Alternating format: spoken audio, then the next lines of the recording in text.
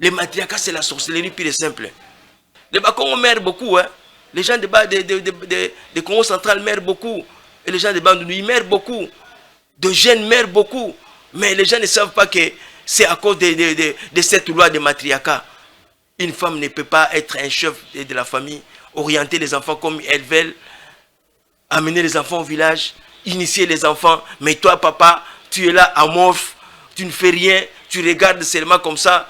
Et toi aussi, tu dis aux enfants, votre oncle est là, non, allez-y chercher votre oncle. Ce n'est pas bien, ce n'est pas bien. Non, bien-aimés dans le Seigneur, prenons conscience. Moi, je vous dis que le matriarcat, c'est de la sorcellerie pure et simple. Le matriarcat ne vient pas de Dieu. Pour dire que le parent, le papa qui se laisse entraîner par la famille de sa femme, les enfants vont être orientés à la femme et les enfants vont être initiés là-bas. Prenons conscience. Disons non à cela, c'est la sorcellerie. Nulle part dans la Bible, vous verrez que Dieu a dit, oui, la maman de tel a fait ceci. La maman de... Non, c'était toujours les hommes. Tu verras un enfant qui prend le nom de sa mère, territoire, du côté de sa mère, secteur, du côté de sa mère, village, du côté de sa mère. Non, bien aimé, non. Prenez, si un enfant est né, prenez le pouvoir, tout papa. Tu prends le pouvoir, même si tu vas donner le nom de ta femme, tu donnes ton nom, le nom de ta femme vient après. Territoire de toi, papa. Je ne dis pas que la famille de papa aussi, il n'y a pas de sorciers. Mais moi, je vous dis ceci, il ne faut pas accepter cela. Les matriarcats ne viennent pas de Dieu. Une femme ne peut pas être un chef de la famille, orienter les enfants comme elles veulent, amener les enfants au village, initier les enfants. Mais toi, papa, tu es là amorphe. Tu ne fais rien, tu regardes seulement comme ça. Et toi aussi, tu dis aux enfants, votre oncle est là, non, allez-y chercher votre oncle. Ce n'est pas bien, ce n'est pas bien. Les matriarcats, c'est la sorcellerie pure et simple. Shalom, shalom, bien-aimés dans le Seigneur. Nous voici encore ce matin devant vous pour partager avec vous ce que le Seigneur a mis en nous. La Bible nous dit... nous connaissons en partie et nous enseignons en partie. Donc, ce que le Seigneur a mis à moi, ce n'est pas le complet, c'est une partie, vraiment une partie de ce que vous allez recevoir aujourd'hui. Tous ceux qui nous suivent à ce moment, soyez attentifs, suivez-nous, vous allez recevoir quelque chose de nouveau. C'est pourquoi on dit la Bible est la bonne nouvelle. Ces livres-là, on l'a lu pendant longtemps. Depuis que nous sommes nés, on est venus voir la Bible. On lit la Bible, on prêche la Bible. Beaucoup des hommes de Dieu prêchent la Bible. Mais ces livres-là n'ont pas été déclarés caducs. Mais ces livres-là, même le même verset, vous pouvez l'écouter plus de 1000 fois, mais chaque jour, vous aurez une bonne nouvelle. Chaque jour, vous aurez une nouvelle qui va transformer votre vie. Alors, c'est pourquoi je vous dis, soyez attentifs, vous qui nous suivez en ce moment. Nous remercions le responsable de cette chaîne, Jédic TV, qui nous cesse de nous accorder l'espace pour partager la parole de Dieu. Alors, pour ce dimanche, nous voulons achever ce que nous avions commencé au mois d'octobre. Jésus-Christ est la fin de la loi pour la justification de tous ceux qui croient. Alors, sans plus tarder, nous voulons faire rétrospective pour que les gens, ceux qui n'étaient pas avec nous, ceux qui n'ont pas suivi, peut-être que la toute première fois qu'ils nous suivent encore, de ce que nous avions parlé la fois passée. La fois passée, nous avions dit que Jésus-Christ est la fin de la loi. La fin de la loi, on a dit c'était quelle loi? Nous avons vu que Dieu a donné la loi à Moïse. Il a donné la loi à Moïse pour que le peuple, pour qu'il donne au peuple. C'est-à-dire quoi? Quand Dieu a vu que oui, le peuple a commencé à s'accroître, le peuple commençait à grandir, oui, il y avait les familles commençaient à être grandes. C'est pourquoi Dieu a dit, ces peuples, je ne peux pas les laisser comme ça, sinon il y aura la jungle. Alors, c'est pourquoi Dieu a appelé Moïse, il lui a donné les lois, comment est-ce que les gens doivent marcher, comment est-ce que les gens doivent se comporter, comment est-ce que les gens doivent être en famille, en communauté, tout ça. Alors, mais cette loi était bonne, parce que Dieu, je pense que Dieu ne peut pas donner quelque chose de mauvais à son peuple. Dieu donne toujours de bonnes choses. Quand Dieu a donné la loi à Moïse, la loi était bonne.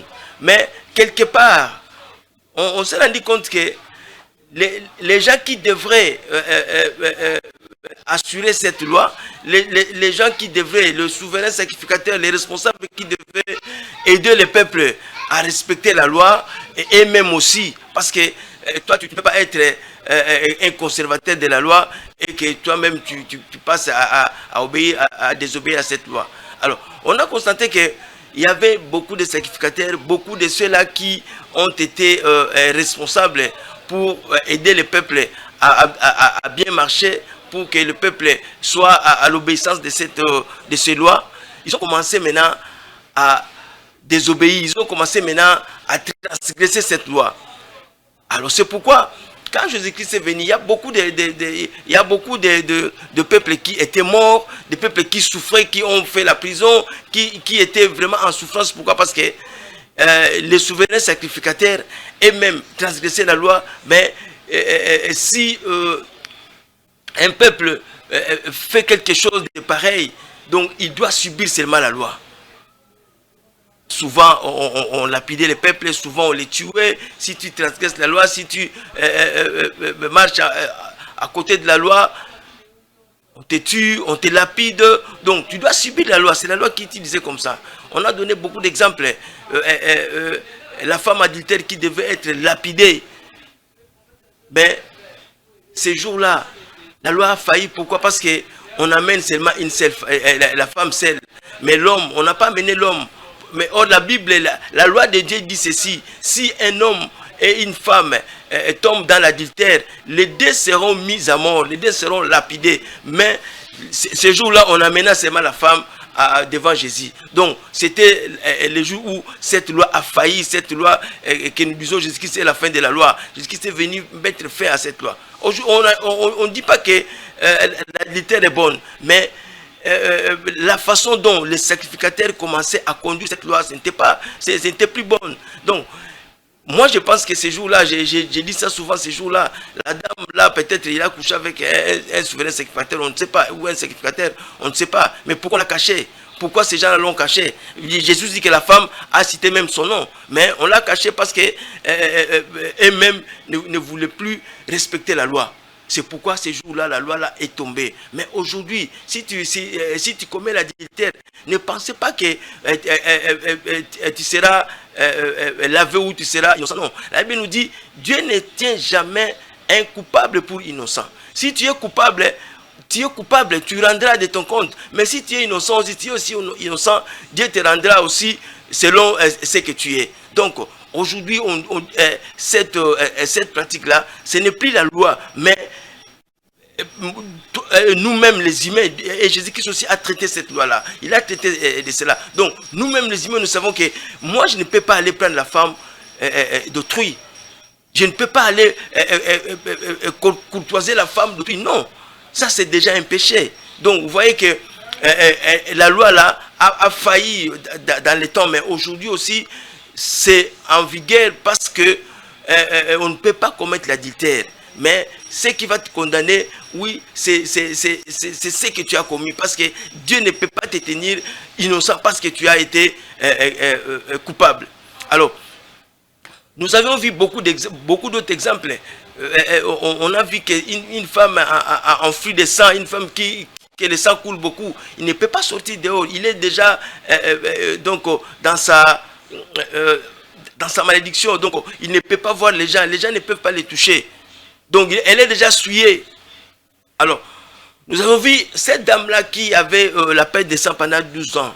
Mais ce jour-là, il a, donc, comme on dit, vraiment assigné Yoma. Il est sorti dans la foule, mais les gens l'ont vu, mais pour aller seulement toucher la robe de Jésus-Christ.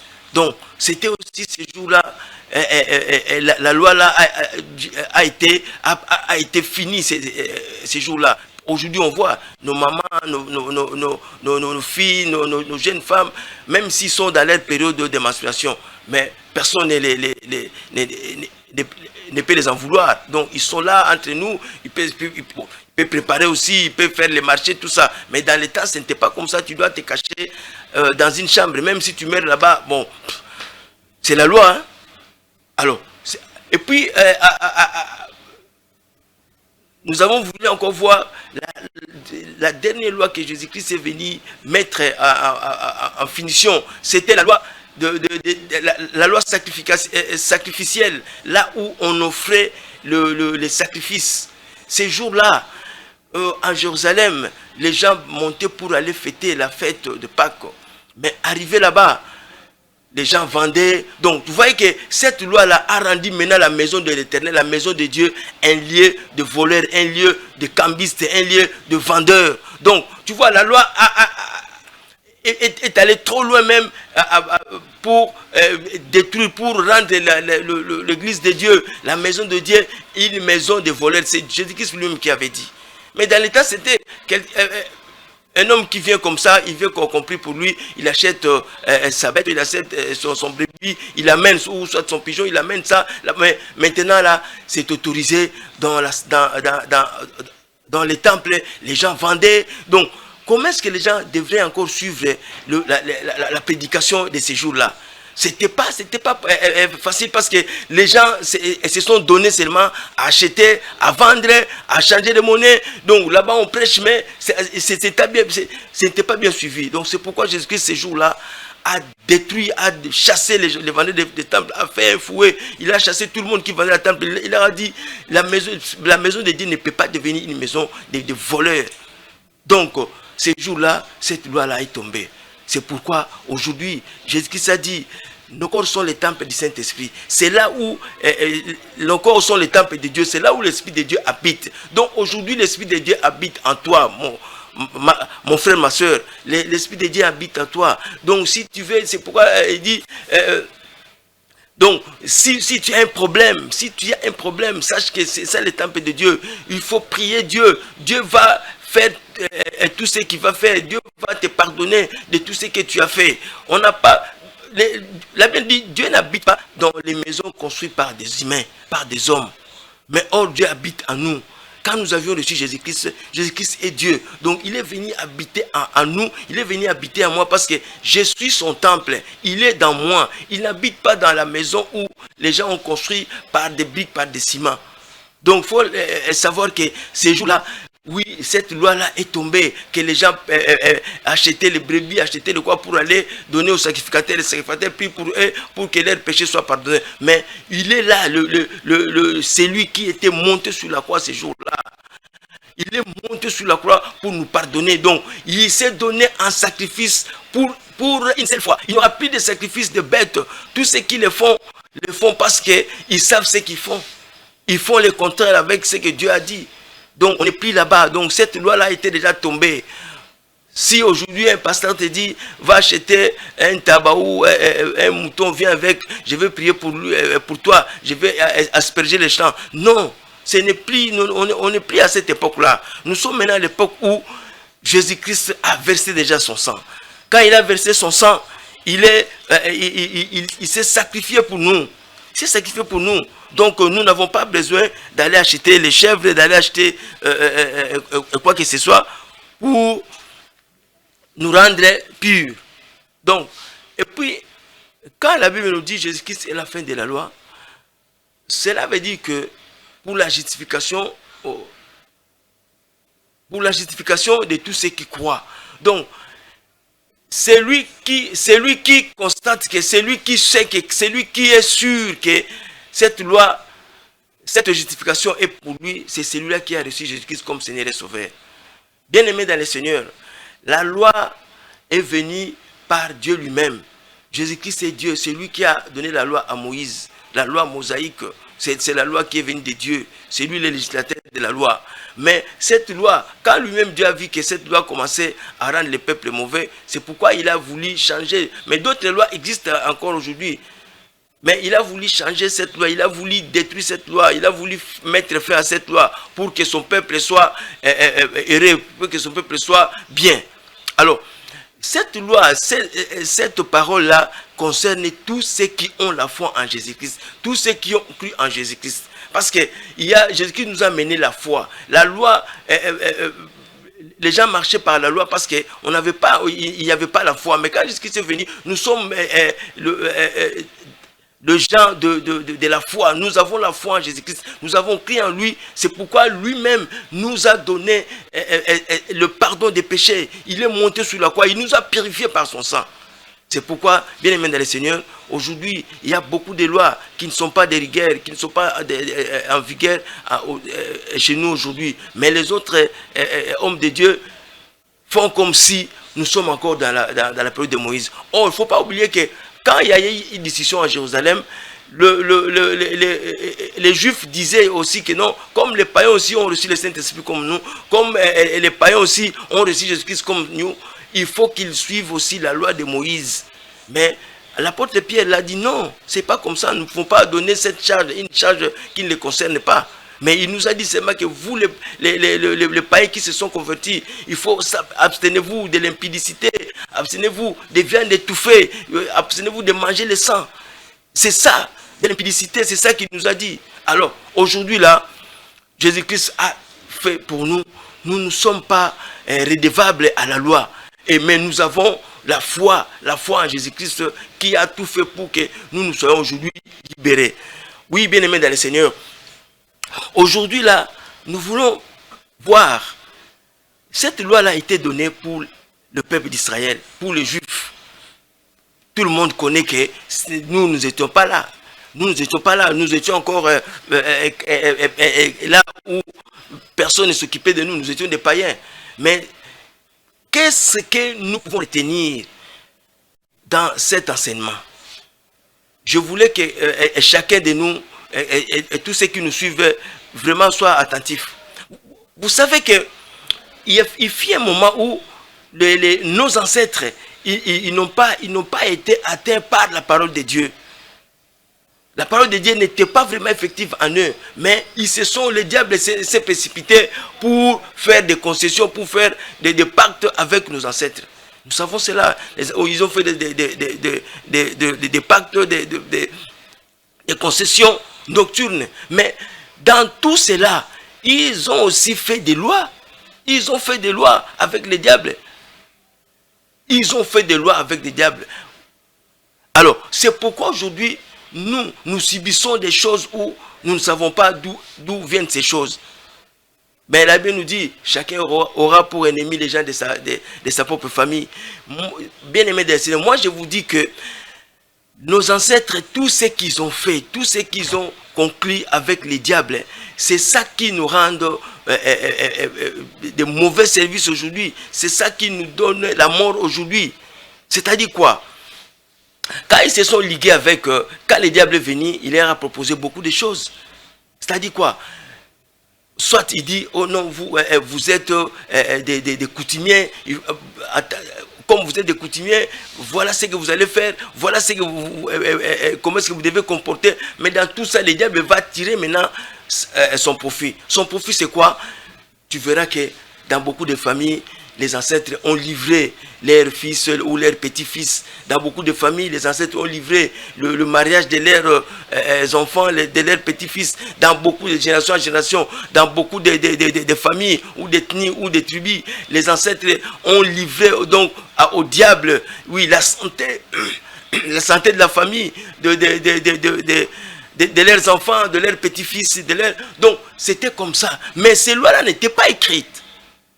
Oh, la loi de Dieu était écrite, que tout le monde aussi, celui qui était éveillé, pouvait lire, pouvait aussi apprendre, parce que les gens apprenaient aussi cette loi, pouvaient aussi lire, pouvaient aussi apprendre. Mais dans notre époque aujourd'hui, il y a des lois, mais ces lois-là sont cachées, sont disons, sont des lois spirituelles. On ne sait pas d'où est venue ces lois, mais si nous voyons bien ces lois-là, ce sont nos ancêtres qui sont allés qui sont allés faire des constructions avec les diables. Ils ont fait ces lois. Alors, c'est pourquoi aujourd'hui, nous sommes en train de souffrir. La mort, parce que dans tout cela, la finition c'est quoi? C'est la mort. Dès que tu tombes dans ces lois-là, c'est la mort. Alors, Dieu m'a inspiré, quand je faisais des recherches, Dieu m'a inspiré de quelque chose. C'est quoi? Dieu m'a dit de parler sur le matriarcat. Le matriarcat, en fait, c'est quoi? Nous voyons, nous savons qu'aujourd'hui, il y a le patriarcat et le matriarcat. Mais nous allons lire dans le livre de Matthieu, Matthieu chapitre 1er, de 1 à 16, pour introduire ce que je viens de dire sur le matriarcat. Et puis, on va donner la définition de matriarcat pour voir pourquoi on a pris ces sous-thèmes. Pourquoi on a pris ces sous-thèmes? On va voir. Alors, dans le livre de Matthieu chapitre 1er, Matthieu chapitre 1er, dans les versets 1er au verset 1er jusqu'à 16, que nous dit la Bible?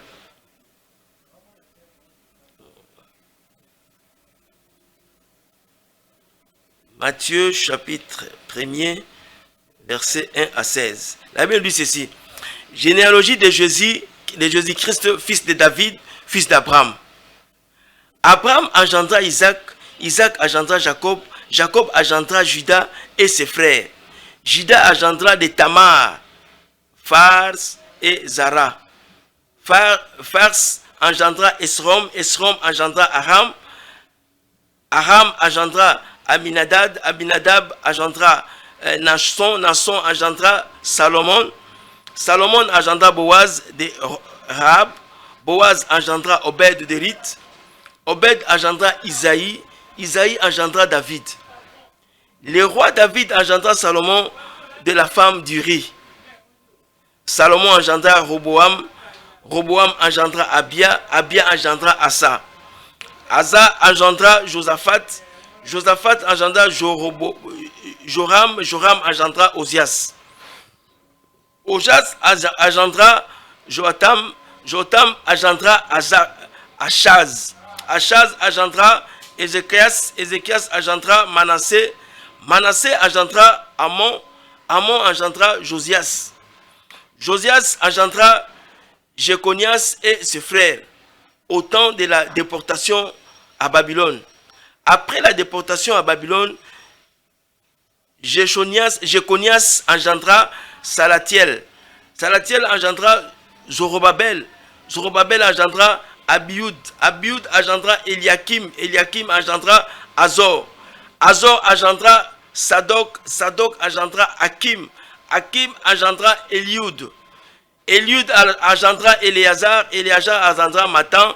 Matan engendra Jacob. Jacob engendra Joseph, l'époux de Marie, de laquelle est né Jésus, qui est appelé Christ. Bien-aimés dans le Seigneur, pourquoi on a lu ces passages?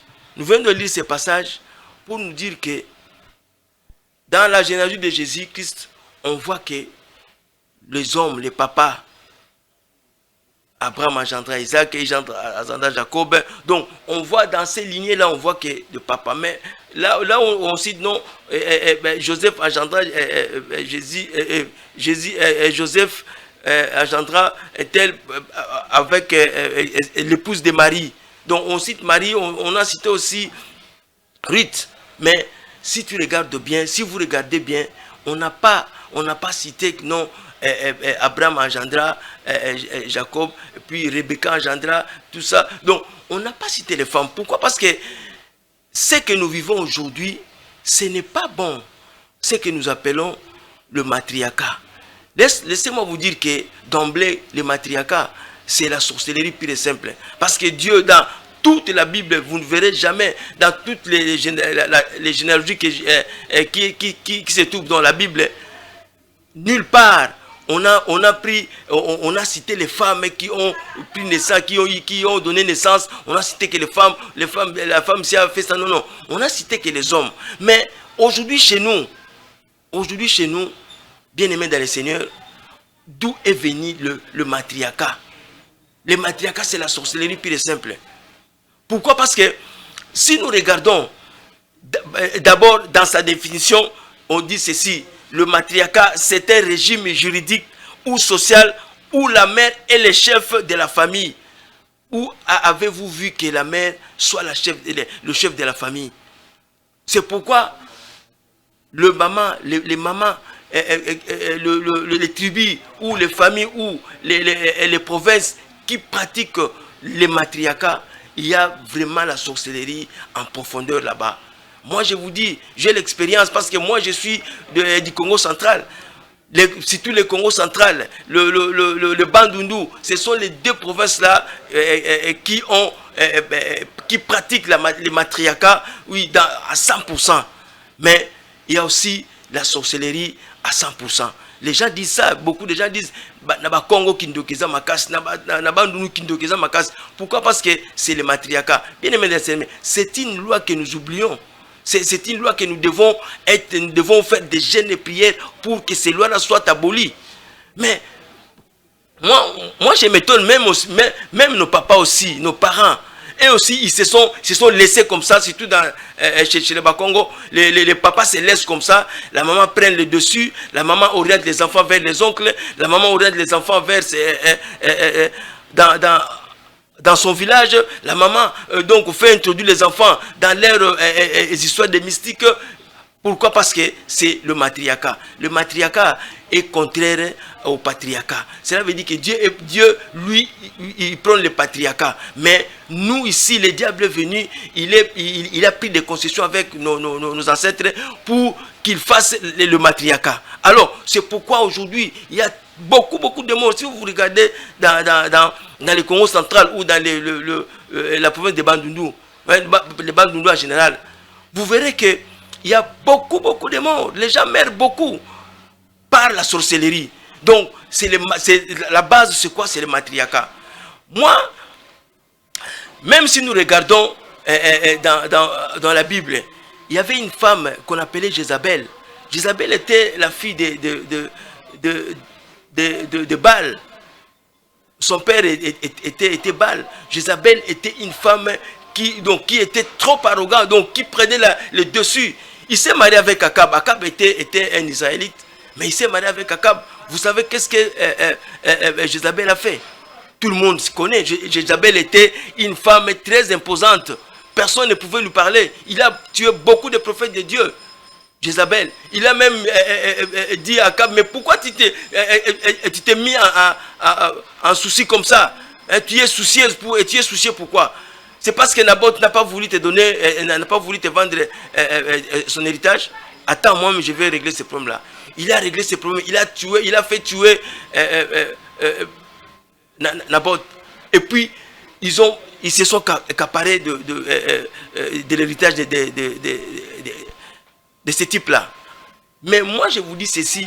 Donc, les femmes ne peuvent pas prendre le dessus devant les hommes. Moi, je regrette beaucoup parce que nos parents, je connais. Quand nous étions dans la famille, quand nous étions encore les enfants, c'est maman qui dominait. C'est maman qui dominait. Quand il s'agissait d'aller, par exemple, en vacances au village, on allait toujours chez le village de la maman. Donc, je ne pense pas qu'un jour, on est parti comme ça, avec maman et tout le monde en vacances au village de papa. C'était... On ne l'a pas fait, mais au village de maman, on est allé même 3, 4, 5 fois en vacances. Quand nous étions encore des enfants.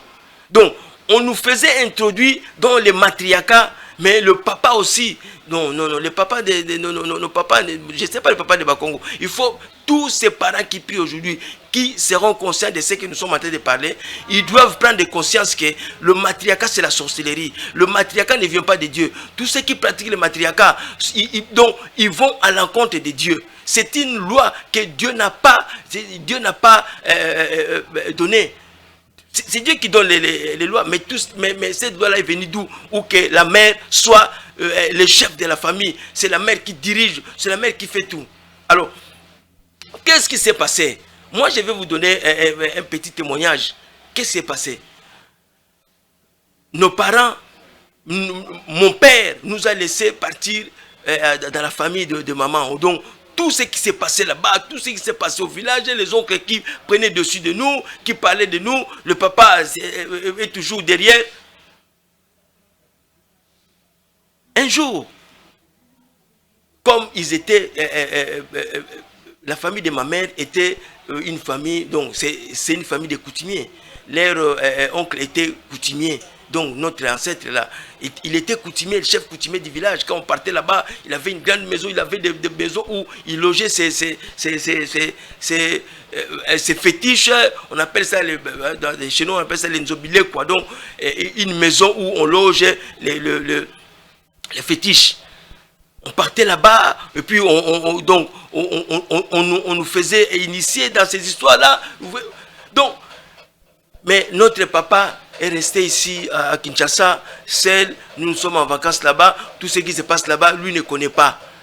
Ça, c'est vraiment la naïveté, puis le manque de connaissance de la parole de Dieu.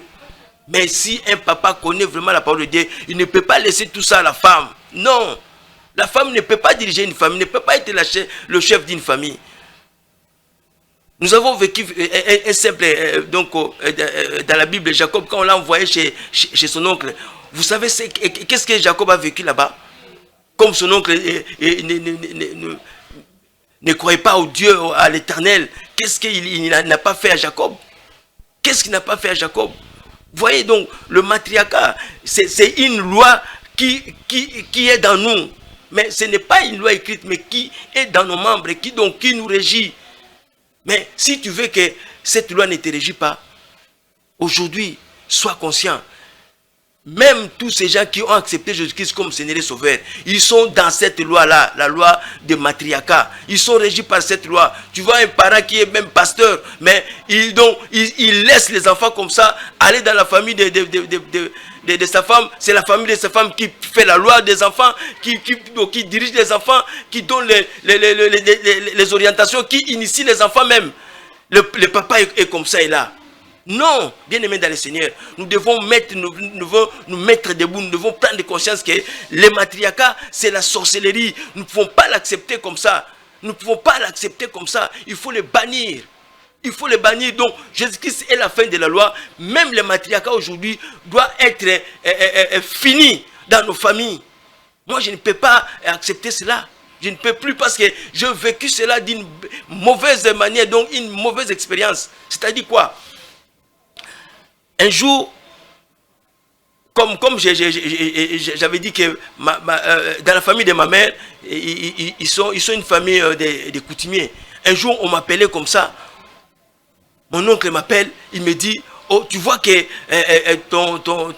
votre ancêtre, le coutumier est mort. C'est moi qui est maintenant, qui ai pris le bâton de commandement. C'est moi qui est devenu le coutumier du village. Mais il résidait ici à Kinshasa. Mais entre-temps, de temps en temps, il allait au village, il prenait des rapports et des décisions. Alors, un jour, il m'appelle comme ça chez lui pour me dire que non, maintenant c'est ton tour. C'est toi qui devais prendre maintenant le pouvoir. Oh, mais qu'est fait mon père? Mon père, il était où mon père? Pour qu'il me laisse comme ça, dans la famille de ma mère, dans les matriarcats, on me dit que non, c'est toi qui a été choisi dans la famille, que tu sois, et tu remplaces, et tu me remplaces en tant que coutumier. Mais tu dois aller au village pour que tu sois initié. Moi, je dis, moi, je suis un homme de Dieu. Je ne peux pas briguer ce mandat coutumier. Je ne peux pas. Il me dit non, tu dois le faire. Même si tu pries, cela ne fait rien. Tu peux prier, entre-temps, tu prends en main le commandement coutumier. Moi, je dis, je ne le ferai pas, mon oncle. Je suis un homme de Dieu. Si je le fais, je pense que je ne peux pas vivre longtemps dans ce monde. Il m'a dit, si tu refuses, tu auras des souffrances dans ta vie. Tu vas souffrir beaucoup dans ta vie. Moi, j'ai dit, au nom de Jésus-Christ, j'accepte la souffrance. Mais je ne peux pas briguer votre mandat. Bien-aimés dans le Seigneur, nous sommes séparés comme ça. Mais à cette période-là, je ne voyais pas la grandeur de la chose. Mais l'Esprit du Seigneur m'a orienté à cela. Parce que Jésus-Christ a dit, c'est lui qui me régna devant les hommes. Moi aussi, je l'ai régné devant mon Père dans les cieux. Mais celui qui me confessera devant les hommes, moi je le confesserai, oui, devant mon Père qui est dans les cieux. Ces jours-là, parce que c'est mon oncle là, tu ne peux pas lui dire non. Hein. Tu ne peux pas lui dire non. Il était autoritaire. Mais moi, en tant qu'enfant, je lui ai dit non. Mais cela n'était pas venu à moi. C'est l'Esprit qui était à moi. C'est le Saint-Esprit, c'est l'Esprit du Seigneur qui est à moi, qui m'a poussé à dire ça. Et puis je lui ai dit non. Mais après cela, quelques années après, je vis ma vie, vraiment ma vie était devenue, j'avais une vie très maussade. Moi qui avais une vie d'opulence, moi qui avais une très bonne vie, je vivais bien avec ma femme, mais il fut un moment, les déclics a commencé. Je vécu des moments trop même difficiles, trop difficiles, et surtout sur le plan spirituel. Sur le plan spirituel, je voyais beaucoup de choses dans mes songes. On me combattait beaucoup dans mes songes. Oui, il y avait beaucoup de femmes dans mes songes. Tout ça à cause de matriarcat. Donc, bien aimé dans le Seigneur, je sais que vous allez prendre ça peut-être à la légère, mais moi je vous dis ceci, moi j'ai l'expérience de matriarcat, ce que j'ai vécu dans le matriarcat, c'est pourquoi Dieu m'a révélé cela. Je suis venu partager ça pour dire que le parent, le papa qui se laisse entraîner par la famille de sa femme, les enfants vont être orientés à la femme et les enfants vont être initiés là-bas. Prenons conscience. Disons non à cela, c'est la sorcellerie. Nulle part dans la Bible, vous verrez que Dieu a dit, oui, la maman de tel a fait ceci. La maman de tel... Non, c'était toujours les hommes. C'était toujours les hommes. Donc Dieu est patriarcat. Dieu prenait le patriarcat et non la matriarcat. La matriarcat vient du diable. C'est le diable qui a institué le matriarcat pour nous avoir. Dans le matriarcat, il y a beaucoup de choses. Donc, le matriarcat est caractérisé par la sorcellerie, par l'impudicité. Nous avons vécu aussi dans la famille, nous avons vécu nous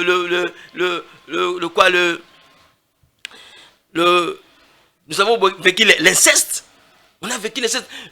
Notre chef coutumier là, le coco là, le grand-père là, il vient chez nous à la maison. Mon père était là, nous étions là. C'était donc le soir comme ça. Il est venu du village, il est venu habiter chez nous pour quelques jours. Il dit sans embâche, donc sans même avoir honte. Vous, mes petits-fils et mes petites-filles, vous devez retournez au village pour vous marier. Vos frères sont là, il faut vous marier pour que la famille s'agrandisse. Oh, parce que nous avons une petite famille, nous voulons que la famille... Bien aimé dans le Seigneur, c'est l'inceste. Il a commencé à nous pousser à faire l'inceste. Tous ceux qui ont accepté, tous nos frères, nos cousins ont accepté, ils sont allés au village pour se marier. Mais aujourd'hui, moi je vous dis, ils n'ont pas eu, et les enfants qu'ils ont fait là, ils n'ont pas pu les garder. Tous ces enfants sont morts. C'est-à-dire quoi? C'était une façon d'avoir les sacrifices qu'ils devraient offrir à leur gourou. C'était ça. C'est pourquoi, bien aimé dans le Seigneur, quand on dit Jésus-Christ est la fin de la loi, Jésus-Christ est venu pour nous, pas la loi de Moïse. La loi de Moïse est passée, mais pour nous qui étions les païens, qui ont cru en Jésus-Christ aujourd'hui, qui ont la foi en Jésus-Christ, nous avons des lois qui sont cachées. C'est pourquoi aujourd'hui, même les chrétiens meurent comme des gens simples comme ça. Le chrétien meurt, donc un chrétien qui prie, donc le matin il se réveille comme ça, la nuit comme ça, ou non, il s'est réveillé, mais là, il a mal à la tête, on l'amène à l'hôpital, il est mort. Des morts subites, des morts bisques, des morts à l'âge de fleurs. Non, la Bible dit même, il s'est rassasié de ces jours. Donc, tout le monde qui croit en Jésus-Christ doit se rassasier de ces jours ici-bas. Il ne faut pas vouloir à ce que tu meurs avant l'âge. Tu n'as rien fait. Donc, ton venir ici, ton passage ici dans ce monde est un passage de rien. Non, bien-aimé dans le Seigneur. Prenons conscience. Moi, je vous dis que le matriarcat, c'est de la sorcellerie pure et simple. Le matriarcat ne vient pas de Dieu. Le matriarcat vient du diable. Ce sont nos ancêtres qui ont pris des concessions avec le diable pour nous faire souffrir, pour nous faire mourir. Moi, si je n'avais pas renié cette chose-là, j'allais déjà être mort. J'ai subi des maladies impossibles. Impossibles, des maladies. Mais comme j'avais la foi en mon Dieu, j'avais la foi en Jésus-Christ, que Jésus-Christ, moi, j'ai nié le diable, j'ai nié le matriarcat. Pour toi, moi, je ne peux pas mourir comme ça. Mais j'ai subi des attaques pour que je meure. Mais Dieu, comme j'écris en Jésus-Christ, Jésus-Christ qui a apporté tout sur la croix, il a même apporté la mort. Il a même dit, oh mort, où est ton aiguillon? Mort, où est ta puissance? La mort n'a pas de puissance ni aucun pouvoir sur moi. Parce que Jésus-Christ m'a déjà libéré de cette loi de matriarcat. Bien aimé, il faut quitter cette loi. Surtout dans la province du Congo central, la province des Bandundu en général. Il faut vraiment être éveillé. Il ne faut plus accepter tout cela. C'est de la sorcellerie. Moi, je vous dis aujourd'hui, il y a des lois, on a étudié des lois juives pour les juifs, mais aujourd'hui, la loi que Dieu m'a inspirée, c'est le matriarcat. C'est un jet que le diable a fait pour contredire ce que Dieu a fait. Mais moi, je vous dis, prenons maintenant conscience, ouvrons nos yeux. Oui, n'acceptons plus ce que nos mamans, nos femmes font dans nos foyers, dans nos familles. Ils prennent les enfants, ils les orientent vers les oncles. Non, c'est de la sorcellerie. Non, ça ne peut pas se faire, bien-aimés dans le Seigneur. Prenons conscience. Non, réveillons-nous. Réveillons-nous. Même les hommes de Dieu aujourd'hui, ils orientent les enfants comme ça. Mais vous ne savez pas que dans la famille de ta femme, il y a des sorciers, il y a des gens qui vont prendre, qui vont commencer à diriger spirituellement vos enfants. Vous-même, vous n'avez pas la maîtrise de vos enfants sur le plan spirituel. Or, le Saint-Esprit que nous avions reçu, c'est le Saint-Esprit qui est l'esprit supérieur, qui domine l'esprit de matriarcat, qui domine tout autre esprit. Bien-aimés dans le Seigneur, soyons conscients. Sortons dans cette loi, la loi de matriarcat, qui nous a amené la mort atroce. Les Bakongo meurent beaucoup, hein. Les gens de Congo central meurent beaucoup. Et les gens de Bandundu, ils meurent beaucoup. De jeunes meurent beaucoup. Mais les gens ne savent pas que c'est à cause de cette loi de matriarcat. La loi de matriarcat qui nous a amené la mort précoce. Bien-aimé dans le Seigneur. Même si vous êtes dans l'église, même si vous êtes un homme de Dieu, prenez conscience, ne laissez pas les enfants soit initiés, soit orientés par les oncles, par leurs oncles. Ce n'est pas bon. Tu verras un enfant qui prend le nom de sa mère, territoire, du côté de sa mère, secteur, du côté de sa mère, village, du côté de sa mère. Non, bien aimé, non. Prenez, si un enfant est né, prenez le pouvoir, tout papa, tu prends le pouvoir. Même si tu vas donner le nom de ta femme, tu donnes ton nom, le nom de ta femme vient après. Territoire de toi, papa. Je ne dis pas que la famille de papa aussi, il n'y a pas de sorciers. Mais moi, je vous dis ceci. Il ne faut pas accepter cela. Le matriarcat ne vient pas de Dieu. C'est une loi qui vient du diable pour nous faire du mal, pour nous tuer, pour nous donner des mauvaises choses. Bien aimé dans le Seigneur, je pense qu'aujourd'hui, on s'arrête là. Mais il faut prendre conscience. Étudiez bien. Allez bien voir ce que j'ai partagé aujourd'hui concernant le matriarcat. Une femme ne peut pas être un chef de la famille, orienter les enfants comme elles veulent, amener les enfants au village, initier les enfants. Mais toi, papa, tu es là amorphe, tu ne fais rien, tu regardes seulement comme ça. Et toi aussi, tu dis aux enfants, votre oncle est là, non, allez-y chercher votre oncle. Ce n'est pas bien, ce n'est pas bien. Papa, prenez conscience, quel que soit votre rang, prends conscience afin que de ne pas orienter les gens, tes enfants vers le matriarcat. Le matriarcat, c'est la sorcellerie pure et simple. Le matriarcat ne vient pas de Dieu. C'est le contraire du patriarcat. Dieu a prôné le patriarcat. Dieu n'a pas prôné le matriarcat. Mais dans cette loi-là de matriarcat, c'est une loi qui est cachée. C'est une loi qui est spirituelle, mais qui nous donne la mort facilement comme ça. Merci beaucoup, bien-aimés dans le Seigneur, pour aujourd'hui. Que Dieu nous aide à prendre conscience de ça. Que Dieu nous aide à sortir de cette matriarcat. qui a amené beaucoup de gens à la mort et qui continue à faire mourir des gens et qui continue à initier les enfants et qui continue, même les hommes de Dieu, à l'air désorientés. Tu vois, beaucoup des hommes de Dieu ne réussissent pas dans leur ministère. Pourquoi? Parce qu'ils sont orientés dans cela. Moi, j'ai eu des discussions impossibles avec ma mère, avec mes oncles. Je leur ai dit carrément que je ne peux pas le faire. Je ne peux pas entrer dans votre combine là, dans votre matriarcat où vous avez des chefferies coutumières et moi, vous me choisissez comme coutumier. Je ne le ferai jamais.